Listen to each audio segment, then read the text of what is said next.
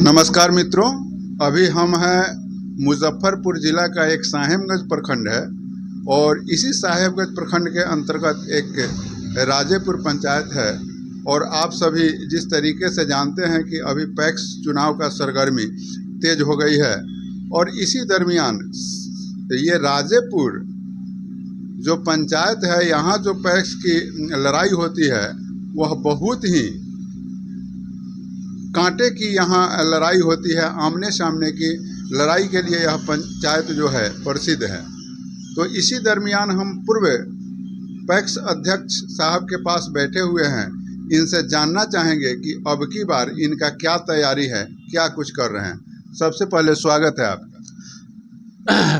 पहले तो सबसे मैं नगरवासी को, पंचायतवासी को मैं कोटि कोटि प्रणाम करता हूँ। मैं यह कहना चाह रहा हूँ कि मैं अपनी बार जो स्थिति पैक्स का है, जो वोटर लिस्ट का स्थिति है, उसमें मैं सक्षम नहीं हूँ, लेकिन यहाँ लोगों का दबाव बन रहा है कि नहीं आपको लड़ना है। वह परिस्थिति देखते हुए मैं यह चाह रहा हूँ कि अगर कोई व्यक्ति अगर लड़ना चाह रहे हैं तो वो 10 व्यक्ति को लेकर आवे, मैं उनके साथ मैं उनका मदद करने के लिए तैयार हूँ। ऐसे विपक्षी आपके जो हैं यहाँ, जो वर्तमान पैक्स अध्यक्ष हैं, कूद के कहते हैं कि हमके यहाँ कोई विपक्षी नहीं है, कोई विपक्षी नहीं लड़ेगा, सब कोई हमसे डरा गया है। यह बात तो मुझे बैंक में, कोऑपरेटिव बैंक में गए और प्रखंड में भी गए तो लोग बताया कि मेरे पास मेरा जो पंचायत है उसमें कोई विकल्प नहीं है। जो पूर्व लड़ते थे वो भी हमसे धराशायी हो गए और मैं उस परिस्थिति को देखते हुए मैं भी तो अचंभित हूँ।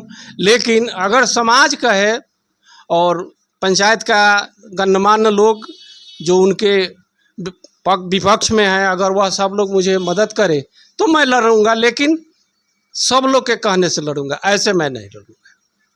तो यही सब देखते हुए आपका विपक्षी जो है डंका पीट रहा है कि भाई हमारे सामने कोई नहीं है। हाँ। तो ये क्या समीकरण बना रहे हैं कि उनके सामने कोई नहीं है? क्यों नहीं उनके विपक्ष में कोई लड़ने के लिए तैयार है? वो अपने आप को यह सोच रहे हैं कि पंचायत का मैं जो हूँ उसे मैं एक बड़ा ओहदा का हूँ, मैं जो चाहूँगा वही हो रहा है और इसलिए वह इस फेर में है, लगे हुए हैं कि हमारा विपक्ष जो है हमको देखकर धराशायी हो जाए। ऐसा देखने के लिए मिला है। मैं भी इस पंचायत का हूँ। आपके रीजन में जिस तरीके से जनता को बेनिफिट हुआ, जिस तरीके से जनता का इंश्योरेंस वगैरह हुआ, वो तमाम चीज़ अभी 9 के बराबर है। उसके बावजूद भी वो ये महसूस कर रहे हैं कि हमसे लड़ने वाला कोई नहीं है। आखिर ये क्या माजरा है? देखिए, हम तो खाद भी दिए, बीज भी दिए और बीमा का भी लाभ दिए। जन वितरण का दुकान मेरा ही लाइसेंस कराया हुआ है। जो मेरे यहाँ से ले जा गए वो आजो तक कहते हैं कि आपका जो व्यवहार था, आपका जो वजन था, आपका जो चीज़ था वो आज हम लोग को भी नहीं मिल रहा है।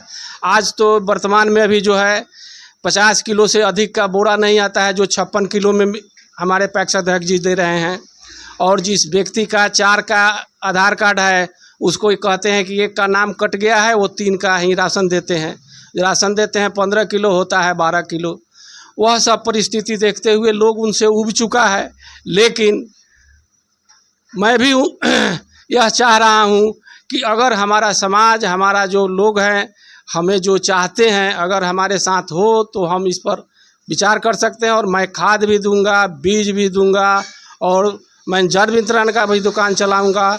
और मैं जो धान खरीदते हैं, मैं पहले प्राथमिकता मेरा किसान है, जो हमें वोट देकर बनाया है, मैं उनका सब धान लूँगा, उनको पहले मदद करूँगा। उसके बाद हमको अगर कमाना है तो मेरे पास बहुत विकल्प है, मैं कमा सकता हूँ। लेकिन पहले मेरा पंचायत, मेरा किसान, मेरा समाज मुझे अगर सहयोग दे, मैं अगर आऊँ तो मैं पहले, सबसे पहले मेरा प्राथमिकता पंचायत पर ही होगी। मैं खाद, बीज सब उपलब्ध कराऊंगा। ये तो आप पिछले बार भी ये सब उपलब्ध कराते रहे हैं और आपके द्वारा जो कार्य किया गया था, जिस तरीके से बीहर स्तर पर इंश्योरेंस का कार्य किया गया, बीहर स्तर पर लोगों को खाद बीज मुहैया कराया गया, ये तमाम चीज़ें अभी बंद हैं। और ये जन वितरण प्रणाली का भी जो सिस्टम है, जो आपने कहा कि 56 किलो पर एक बोरा दे रहे हैं, जो कि 50 किलो का ही आता है, ये भिन्न भिन्न प्रकार के जो आरोप हैं, उसके बावजूद भी आपके विपक्षी कहते हैं कि हमसे लड़ने वाला, ये घमंड में अपने आप को नाच रहे हैं कि हमसे लड़ने वाला कोई नहीं है, हमसे लड़ने वाला कोई नहीं है। तो क्या आपके पंचायत में इसका जवाब देने वाला कोई नहीं है? पंचायत तो हमारा बहुत बड़ा सर्वोपरि है। पंचायत चाहे तो किसी को सर पर बैठा सकता है और किसी को ज़मीन पर बैठा सकता है, पर पंचायत का लोग सर्वोपरि है। पर्सनल उनका जो विरोधी, जो उनका जो राशन लेता है, वह बेलसर ग्राम का लोग है। जो लोग मुश्किल से मुश्किल उन लोगों को बोलने के लिए कोई मौका नहीं दिया जाता है और उन लोगों को धमकाया जाता है। उन लोगों को जो दिया जाता है वही लेकर वो लोग घर चले जाते हैं। वो लोग इसका कोई विरोध नहीं करते हैं। वो लोग भीतरे भीतरे बहुत रुष्ट रहते हैं, लेकिन वहाँ मजबूरी है, कोई उपाय नहीं है। अच्छा, आपके विचार से क्या लगता है, यहाँ कितना कैंडिडेट होने का आशा है आपको कि कुछ कैंडिडेट विशेष रूप से बढ़ेंगे या आमने सामने की ही लड़ाई होने की चांस बनेगी? मुझे तो अभी इस पर कुछ नहीं कहना है, क्योंकि हम तो अभी खुद असमंजस में हैं और आगे कोई अभी दिखाई नहीं पड़ रहा है जो कोई अभी पंचायत में इनका मुकाबला कर सके। चलिए, आप सुन रहे थे यहाँ के पूर्व पैक्स अध्यक्ष महोदय के बयान को। यह पंचायत जो है अपने गरिमाई सिस्टम के लिए जाना जाता है और यहाँ मुखिया का हो या पैक्स का हो, कोई भी चुनाव जब होता है तो आमने सामने में ही तब्दील हो जाता है। जैसा कि बहुत सारे पंचायतों में यह देखा जाता है कि त्रिकोणीय चरकोणीय लड़ाई होता है, लेकिन इस पंचायत का एक खासियत रहा है कि कोई भी चुनाव होता है तो आमने सामने में वह चुनाव हो जाता है। और यही परिस्थिति है कि यहाँ के वर्तमान पैक्स अध्यक्ष जो है यह महसूस कर रहे हैं कि हमरा टक्कर देने वाला, हमसे लड़ने वाला कोई नहीं है। क्योंकि जो परिदृश्य है, अब वह किस सोच के तहत, किस व्यवस्था के तहत कह रहे हैं, इसका जवाब आप लोग कमेंट के माध्यम से दीजिएगा।